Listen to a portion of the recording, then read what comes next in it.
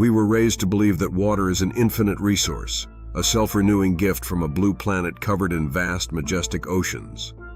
But in the cold binary reality of the cryptos code, the abundance you see on a globe is a carefully maintained illusion. We were lied to.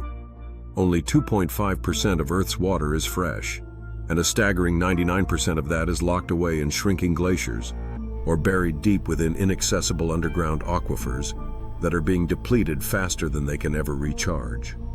As we enter the pivotal year of 2026, the blue gold is vanishing at a rate that far outpaces our most pessimistic scientific models. While the mainstream media keeps your attention locked on the fluctuating price of oil, the volatility of Bitcoin, or the latest AI breakthroughs, a much more silent and deadly crisis is being engineered behind the curtain. This is not just about a simple drought or a seasonal lack of rain. It's about the total, calculated weaponization of human survival. The next great war won't be fought for fuel to run our machines or lithium to power our phones. It will be fought for the very fluid that runs through our veins. Look at the global map of tension in 2026. The Nile, the Indus, the Mekong, the Tigris, and the Colorado. These aren't just scenic rivers. They are the jugular veins of modern empires. In East Africa, the Grand Ethiopian Renaissance Dam has transformed from a mere engineering project into a strategic nuclear-level trigger point.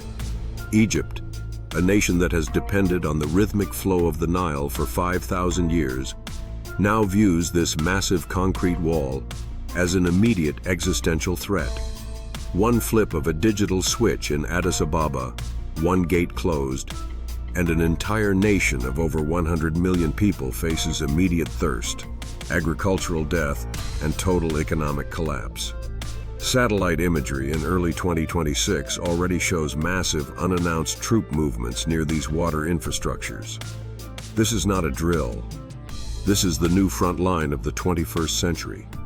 Even in the heart of the developed world, the crisis is reaching a breaking point.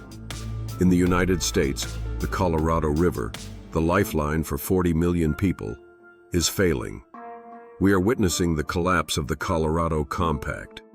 States like Arizona, California, and Nevada are no longer just debating water rights. They are engaging in a silent legal and technological warfare. Reservoirs like Lake Mead and Lake Powell are at dead pool levels, where the water can no longer flow past the turbines of the dams. This isn't just a power crisis, it's a total infrastructure failure. When the Hoover Dam stops spinning, the digital grid of the American West goes dark, and the water that sustains the desert megacities simply vanishes. The federal government is already preparing emergency relocation protocols for millions of citizens. The American dream is being choked by the dust of a drying riverbed. The Himalayan plateau, often called the Third Pole, is the most dangerous theater of the coming conflict. As the glaciers melt at an unprecedented rate, the rivers that sustain nearly 2 billion people, the Brahmaputra, the Ganges, and the Yangtze, are becoming volatile assets. India and China are quietly repositioning elite mountain divisions, not just for disputed territory, but for control over the glacial taps. China's massive upstream dam projects on the Brahmaputra have given Beijing the power to induce artificial floods or devastating droughts in India and Bangladesh with total deniability. If you control the headwaters, you hold the life support system of your greatest rivals in the palm of your hand. This is the hydrological siege. We are witnessing a fundamental shift where water flow is being used as a tactical on-off switch for global stability, a weapon more precise and devastating than any ballistic missile. In the Middle East, the crisis is even more acute. Turkey, through its massive southeastern Anatolia project, has gained absolute control over the Tigris and Euphrates rivers. By building 22 dams, Ankara has effectively seized the ability to dictate the survival of Syria and Iraq.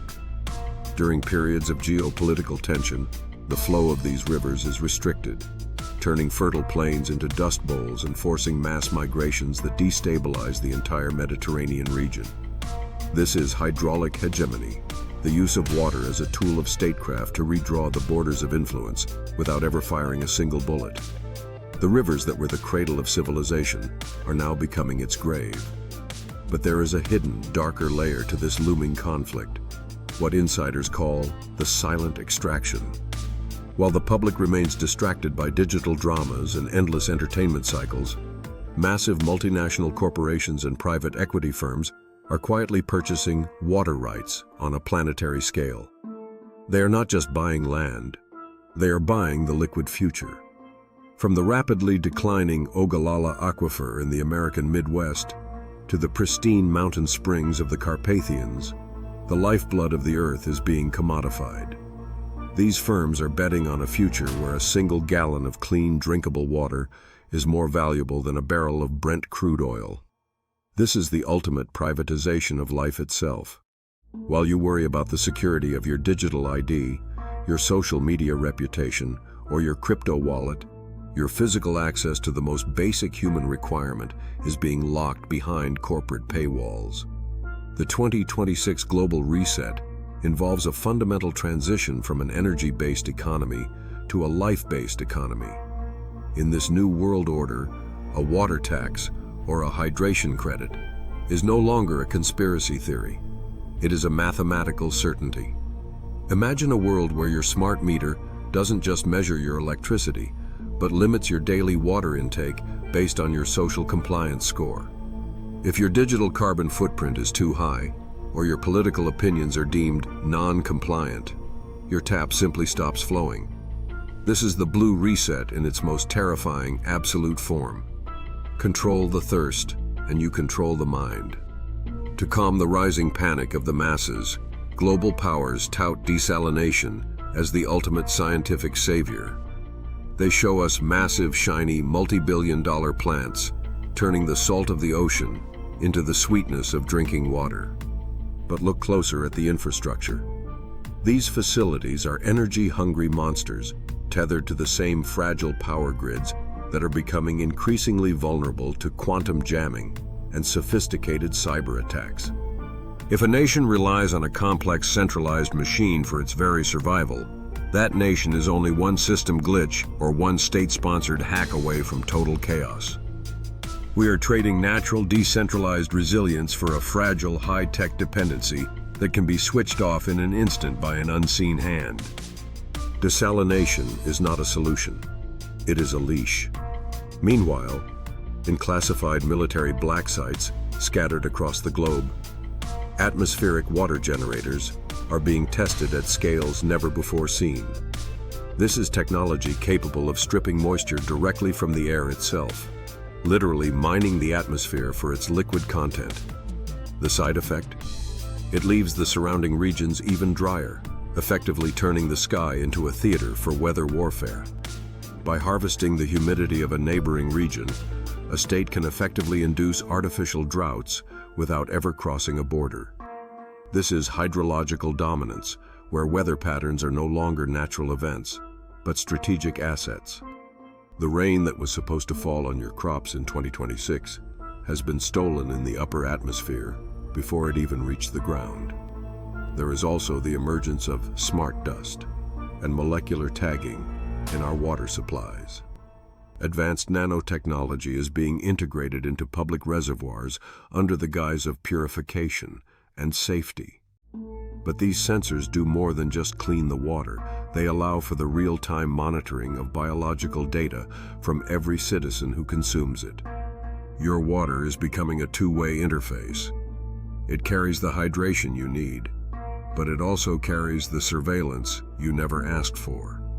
By analyzing the chemical signatures in wastewater, the authorities can track the health, the diet, and even the stress levels of entire neighborhoods.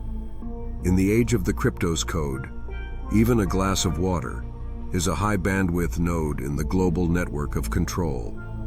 The Great Water War has already begun, but it doesn't look like the wars of the past. It isn't starting with a massive explosion or a formal declaration of hostilities on the evening news. It is being fought right now in the boardrooms of London and New York, at strategic dam construction sites in the high deserts, and in secret laboratories where the elite seek to control the molecular flow of the planet. As the 2026 solar eclipse approaches, casting a literal shadow over a world that is thirstier and more desperate than ever, the blue reset will move into its final, overt phase. When the taps finally go dry in the world's megacities, from Los Angeles to Karachi, from London to Cairo, the social contract will dissolve in a matter of days, not weeks. We are entering an era where the most valuable asset in your portfolio isn't a stock, a token, a piece of gold, or a plot of land, but the simple physical ability to quench a thirst. What will you be willing to trade for a single liter of water when the grid goes dark, the pumps stop, and the rivers are declared private property? The thirst is not a biological accident. It is a geopolitical lever. The era of abundance was a carefully maintained illusion, a collective dream from which we are about to have a very violent awakening. The scarcity we are facing is both a natural consequence of our consumption and a calculated strategy of the 2026 reset. The dams are built, the rights are sold, the satellites are in position, and the sensors are monitoring every precious drop. As the geopolitical landscape of 2026 shifts, remember that the most powerful weapon in the history of mankind isn't the one that destroys a city. It's the one that denies it the right to exist. The tide is turning, the wells are being monitored by AI, and the new world order is being written in the language of water. If you think this is merely about environmentalism or climate change, you aren't paying attention to the signals. This is about the total unyielding control of the primary human biological requirement. History shows us that every great civilization collapses when its water fails.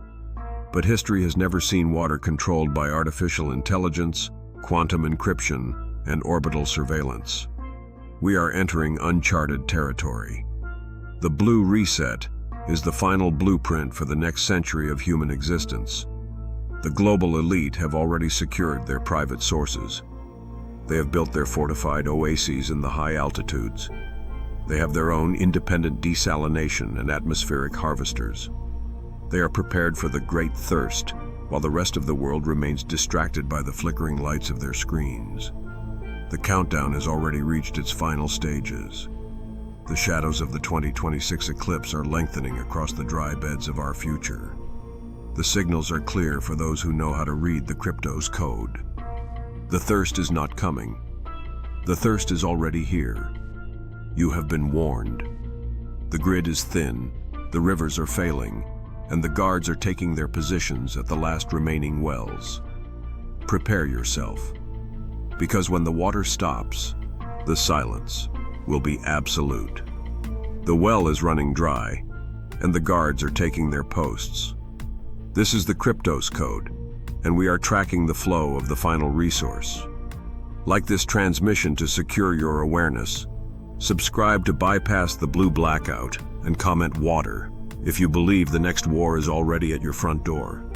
The tide is turning. Stay liquid. Stay vigilant.